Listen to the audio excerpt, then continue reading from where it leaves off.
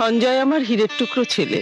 তাই হীরের টুকরো ছেলের জন্য একটা সোনা রিক্সাওয়ালার মেয়েকে বউ করে আনুন না, ভালো হবে। মিস্টার রায়, বড় লোকের মেয়েকে জালে জড়াবার শিক্ষাটা তো ছেলেকে ভালোই দিয়েছে, কিন্তু সঞ্জয় আমার বাড়ির দরওয়ান হবার উপযুক্ত নয়। আপনারা সারা জীবন রংমাখা বাহারের শাড়ি পরা পুতুলি দেখেছেন, মায়ের রূপকে জানবেন কি করে? রাগ করেছ? কেন? শীতের সকালে সুন্দর মিষ্টি রোদের মধ্যে যেমন কালো মেঘ এসে আকাশটাকে অন্ধকারে ঢেকে দেয়, ঠিক তেমনি তোমার মুখে দুঃখের অন্ধকারে ছায়া কেন? সঞ্জয়, চোখে জলে কোনো রং হয় কিনা জানি না, যদি রং থাকতো তাহলে সেই রঙে এতদিনে আমার বুকে তোমার ছবি আঁকা হয়ে যেত। আমি সব বুঝি মিতা, কিন্তু সব বুঝে আমাকে নীরব থাকতে হচ্ছে। মিতা, আমার উপর একটা সংসার আছে, আমার মা, আমার অসুস্থ বোন, তার উপর আমি একটা সামান্য ড্রাইভার। এত সব জেনে তোমার বাবা আমাকে কিছুতেই সহজভাবে মেনে নিতে পারবেন না। তবুও তুমি যাও না একবার আমার বাবার কাছে। কেন তুমি আমার বাবার সামনে গিয়ে দাঁড়িয়ে বলতে পারছো না তুমি আমাকে ভালোবাসো, আমায় তুমি বিয়ে করতে চাও? কিন্তু তোমার বাবা যদি এই বিয়েতে মত না দেন, যদি আমাকে অপমান করেন, তাহলে আমি তোমার হাত ধরে এক কাপড়ে বাড়ি থেকে বেরিয়ে আসবো। শুধু তুমি একবার আমার বাবার কাছে চলো, বাবাকে বলো। মেয়েটার মুখে তোমার কথা অনেক শুনেছি, এতদিন পরিচয় হয়নি। তোমার বাবা কি করেন? বাবাকে হারিয়েছিলাম খুব ছেলেবেলায়, তারপর মা আমাকে মানুষ করেন। আমাদের ছোট সংসার, মা আর বোনকে নিয়ে।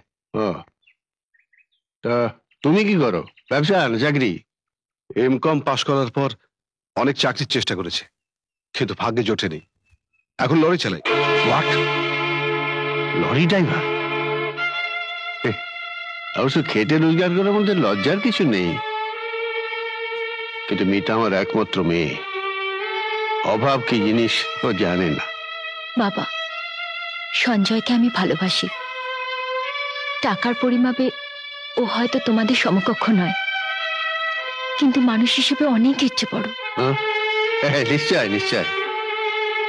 ভাই সঞ্জয়, কাল সকালে কোর্টে বেরোবার আগে আমি একবার তোমাদের বাড়িতে আসবো। আচ্ছা, তুমি থেকো। না নিশ্চয়ই, চলি। আয় মা।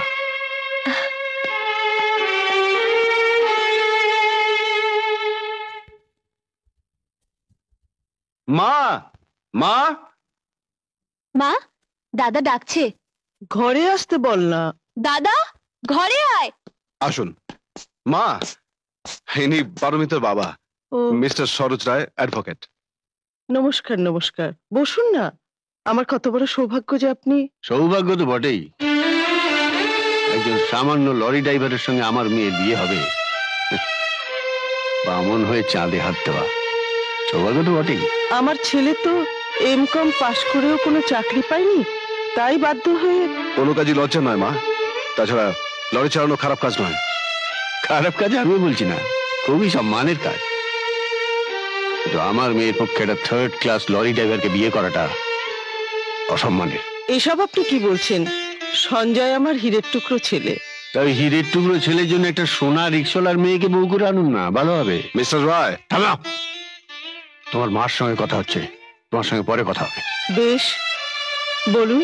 বড় লোকের মেয়েকে জালে জড়াবার শিক্ষাটা তো ছেলেকে ভালোই দিয়েছে, কিন্তু সঞ্জয় আমার বাড়ির দরওয়ান হবার উপযুক্ত নয়।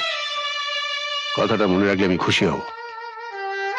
পারমিতা দিয়ে আমি অন্যত্র ঠিক করেছি, নিমন্ত্রণ পত্র পাঠাবো।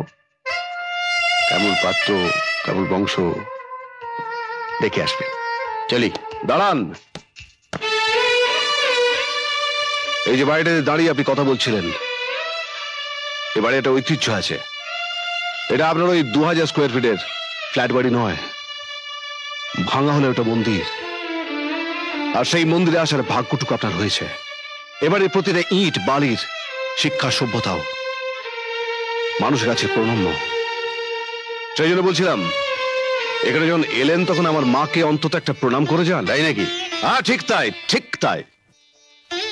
আপনারা সারা জীবন রংমাখা বাহারের শাড়ি পরা পুতুলি দেখেছেন, মায়ের রূপকে জানবেন কি করে? যাই হোক, আপনার জীবন সার্থক হয়ে গেল এখানে এসে। একজন দেবী প্রতিমার দর্শন তো পেলেন। যান বাড়ি যান।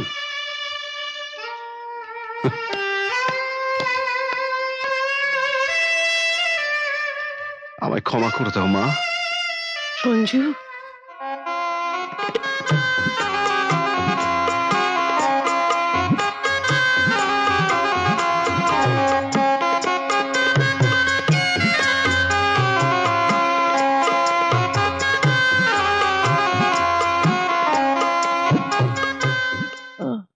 সঞ্জয়, মা, সঞ্জয়,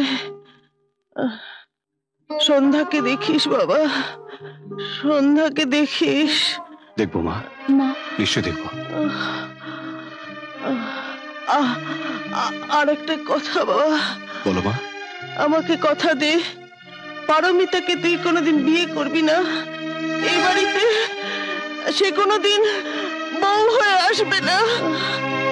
আমি তোমায় কথা দিচ্ছি মা, আমি তোমায় কথা দিচ্ছি, আমি জীবনে বিয়ে করবো না। পারমিতা কেন, আমার জীবনে কখনো কোনোদিন কোনো মেয়ে আসবে না মা। বাবা, আমার মৃত্যু শয্যায় আমাকে ছুঁয়ে কথা দিলি তো বাবা? হ্যাঁ মা, আমি কথা দিলাম।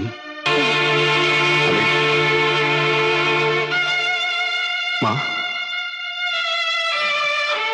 মা, মা, মা, মা গো,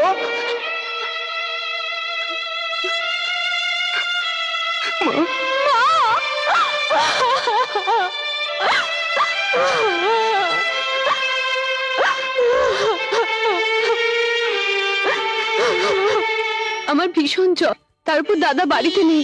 এই অবস্থায় কি করে আপনাকে ঘর খালি করে দিই বলুন তো? আমি তো বলতে পারবো না সন্ধ্যা। 3 মাস ধরে মিস্টার জৈন আমার কাছে আসছেন, আর 3 মাস ধরে এই ঘর খালি করে দিতে বলছেন। আমি তো ঘর খালি করে দেবার মালিক নই, দাদাই তো ছাড়তে চাইছে না। কেন চাইছেন না? কেন চাইছেন না?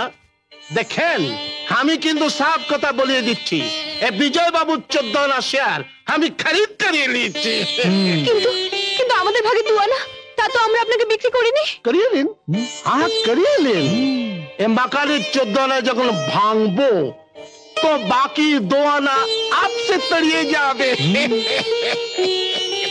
আজ তোমাদের ঘরটা খালি করে দিতেই হবে। হ্যাঁ, আরে বাবা, তার বদলে যে টাকাটা দিচ্ছে সেটা নিয়ে নাও না। তারপর ভালো করে চিকিৎসা করাও, একটা ভালো বাড়ি দেখে উঠে যাও। আমাদের বাড়ি ছাড়া করতে পারলে কত টাকা দালালি পাবে কাকা? কি বললি? নিজের ভাইজি হয়ে এত বড় কথা? দাঁড়া, মজা দেখাচ্ছি আমি। এই, তো হা করে দেখছিস কি? যা যা, জিনিসপত্র সব বাইরে ফেলে দে। যা যা।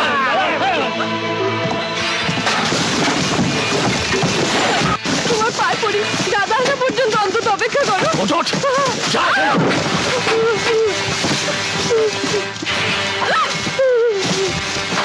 উঠবো না। ওঠ।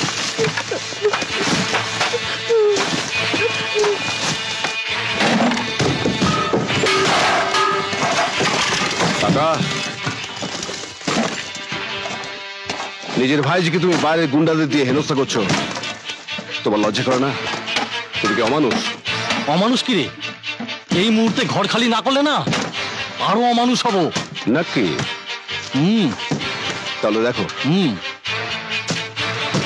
এই, ছাড় এটা। ছাড়!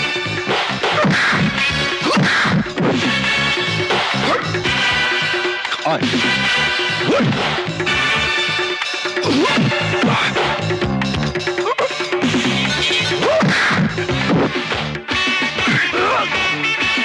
এবার কার নম্বর? আয় আয়। এই, আয় না, ধর না অত বড়া। অত বড়া? আমি আমি তোদের খুন করবো। যা। এই বিজয় বাবু, এই মাকানের জন্য যত টাকা অ্যাডভান্স দিয়েছেন কাল আবার গদিতে ভেজিয়ে দেবেন, তাহলে বহুত ঝামেলা হয়ে যাবে। হ্যাঁ কাকা, ভয় পেও না, তুমি আমার বাবার ভাই, তাই তোমায় আমি ছেড়ে দিলাম। যাও। এবার কি হবে দাদা? কিছু হবে না, সব ঠিক হয়ে যাবে।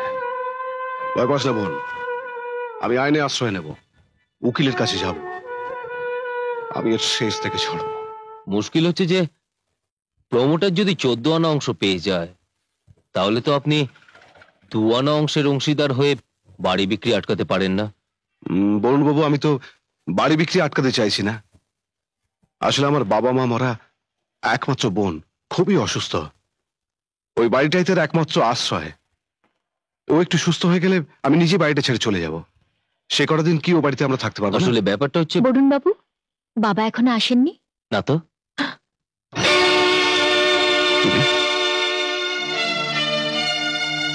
এটা আমার বাবার চেম্বার। নেমপ্লেটটা দেখোনি? না, যিনি আমাকে এখানে পাঠিয়েছিলেন তিনি বরুণ চৌধুরীর নাম বলেছিলেন, তাই এসেছিলাম। যদি জানতাম তোমার বাবার চেম্বার তাহলে আসতাম না। বরুণ বাবু, হুম? ওনার কিসের মামলা? ওর কাকা ওদের বসত বাড়ি থেকে উচ্ছেদ করার চেষ্টা করছে। বরুণ বাবু, যদি পারেন ওকে সাহায্য করবেন।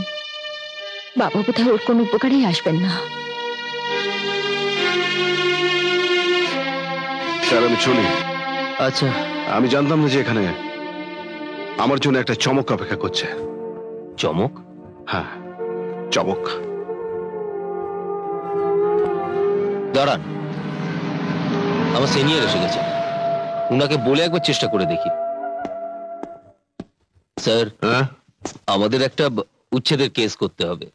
আমার ফিসটা পার্টিকে বলছো তো? মানে একই এখানে কি চাই? কেসটা ওড়ি স্যার। তুমি একে চেনো নাকি? একটা লরি ড্রাইভারের কাজ করে। সরোজ রায়ের ফিস দেওয়ার ক্ষমতার কোথায়? যাও, তোমার কেস আমি করবো না। Out, out. স্যার, আপনাকে বলছিলাম না, চমক। এটা আরো একটা চমক। চলে। এই লোকটাকে ভালো করে চিনে রাখো। কোনোদিন যদি ওকে কোনো কেসে ফাঁসাতে পারি, ওর জীবন আমি বরবাদ করে দেবো। দাদা,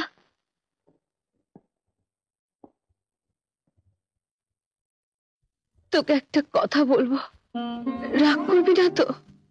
আমার সন্ধ্যা বোন কথা বলবে আর আমি রাগ করবো? তা কি হয় বল না? এই বাড়িটা ছেড়ে দিই আমরা। কেন রে?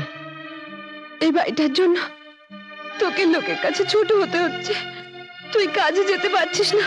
ছেড়ে দেবো রে, সব ছেড়ে দেবো। আমার সন্ধ্যা বোনটা সুস্থ হয়ে গেলে আমি সব ছেড়ে দেবো। নে, আর কথা বলিস না। ঘুমের ওষুধ খেয়েছিস, ঘুমিয়ে পড়। তুই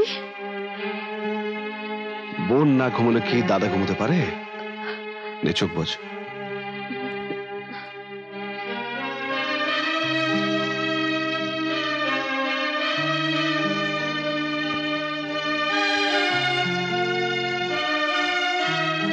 জানো মা, আজ হঠাৎ সরোজ রায় তার মেয়ের সঙ্গে দেখা হলো। পারবিতে সুখী হয়নি মা, বিধবা হয়ে বাড়িতে ফিরে এসেছে। এমন আরো অনেক ভিডিও দেখতে এই চ্যানেলটি সাবস্ক্রাইব করে নিন এবং পাশের বেল আইকনটি প্রেস করে দিন।